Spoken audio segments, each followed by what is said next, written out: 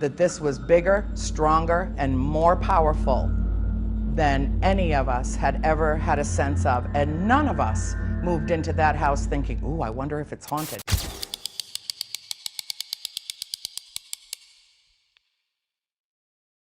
क्या आपने कभी ऐसा घर देखा है जहां पर लाइट्स बंद करने की इजाज़त ही ना हो? 1917 में एक फैमिली ने रोड आइलैंड पर एक फार्म हाउस खरीदा।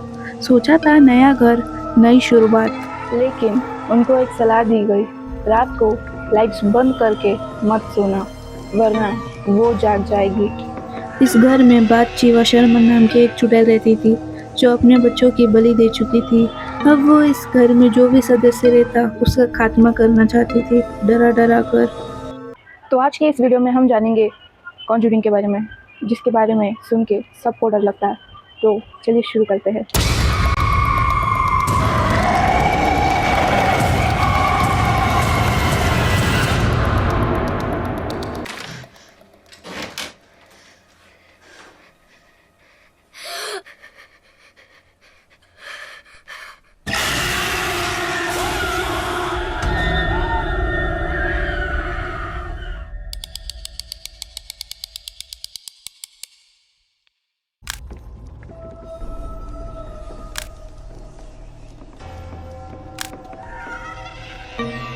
दिसंबर 1970 जब पैरन फैमिली ने रोड आइलैंड के पुराने अर्नोल्ड स्टेट में कदम रखा, तो इस स्टेट के पुराने मालिक ने इन्हें मकान बेचते वक्त बस एक ही बात कही, For the sake of your family, leave the lights on at night. मतलब अगर तुम अपने फैमिली से प्यार करते हो तो रात को लाइट्स बंद करके मत सोना।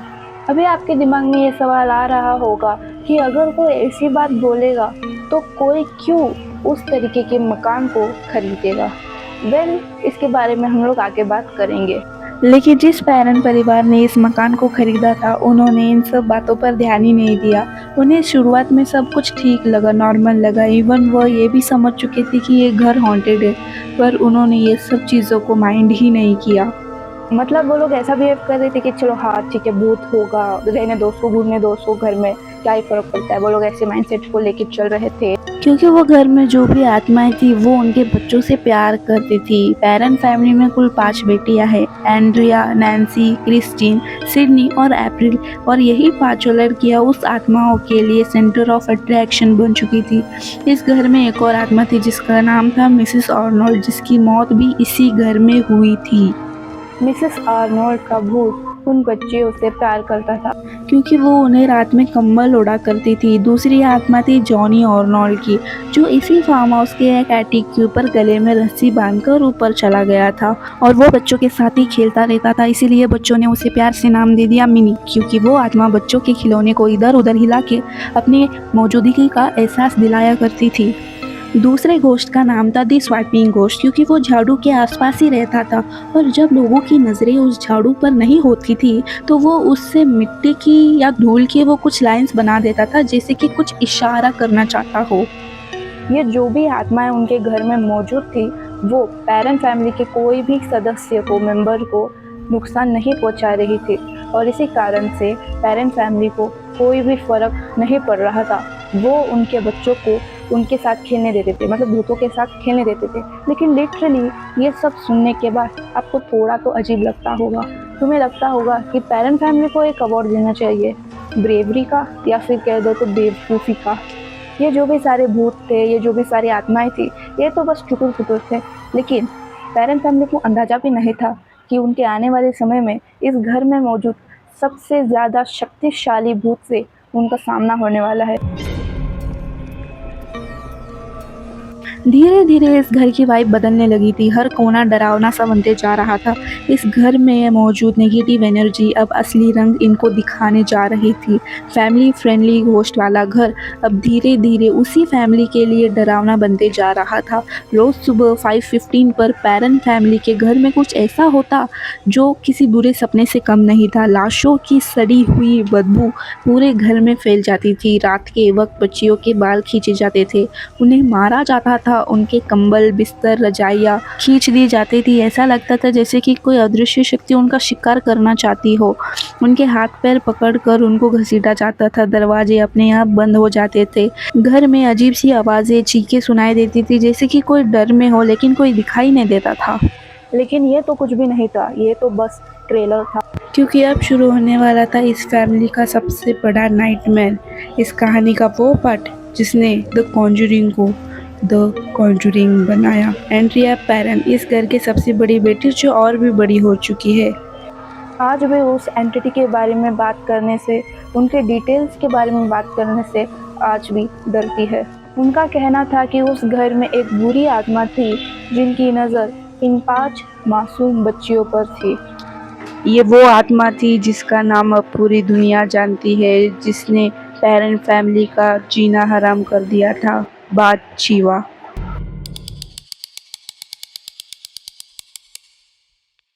दी कॉन्जरिंग फिल्म की वो आत्मा बाथशेबा शर्मन कोई काल्पनिक भूत नहीं थी, वो रियल लाइफ में एग्जिस्ट करती थी और उसके नाम से आज भी लोग कांपते हैं। बाथशेबा का जन्म हुआ था 1818 में। उसने एक अमीर किसान जडसन शर्मन से शादी की थी।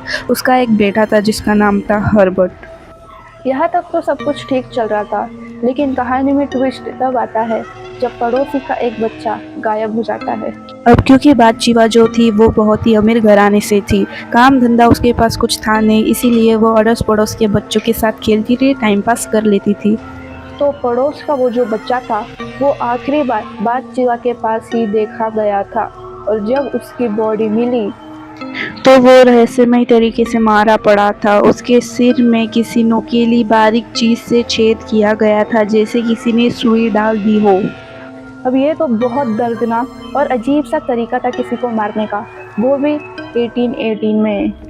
अब पूरे गांव वालों का शक उसी औरत पर था, तो सब मिलकर उसको कोर्ट ले गए, उसके ऊपर केस किया गया। लेकिन उस टाइम पर फॉरेंसिक डिपार्टमेंट था नहीं, साइंस इतना डेवलप था नहीं, तो बाथशेबा के खिलाफ कोई सबूत नहीं मिला। हो सकता है कि वो निर्दोष हो, शायद इसीलिए कोई सबूत ना मिला हो। लेकिन निर्दोष साबित होने के बावजूद भी पूरे गांव वाले इस औरत से दुश्मनी रखने लगे, क्योंकि सब समझ चुके थे कि ये जो बच्चे के साथ कांड हुआ है ये इसी ने किया है। जब उनका खुद का बेटा हुआ हर्बर्ट, तो उनकी फैमिली में बड़ी खुशियाँ आ गई। लेकिन एक दिन उसके पति ने काम से आते वक्त खिड़की में से देखा तो बाथशेबा अपने बच्चे को चूल्हे के सामने रख कर उसकी बलि दे देती है। लेकिन बाथशेबा ने उसे कुछ करने का मौका नहीं दिया, क्योंकि वो तुरंत बाहर आई, उसके घर के बाहर लगे पेड़ पर चढ़ गई और सबको श्राप दे डाला कि इस जमीन पर कोई भी नहीं बसेगा, जो बसने की कोशिश करेगा मैं उसका जीना हराम कर दूंगी। ये सारा नज़ारा देखकर पति की तो हालत खराब हो गई। वो समझ चुका था कि उसकी बीवी आउट हो चुकी है, या फिर वो डीमन के कब्जे में है, क्योंकि 1818 में इसी तरह की बातें हो ही जाती थी। उसने अपने ही बच्चे को चूल्हे में फेंक के बलि दे दी। ये सब देख के तो पति का पैरा हाई हो गया। कहते हैं कि उसका श्राप आज भी जिंदा है। उस घर में जो भी रहने आता है वो परेशान होने लगता है, क्योंकि उसकी मौत के साथ एक कहानी खत्म नहीं हुई, बल्कि एक नई और भयानक कहानी का जन्म हो गया।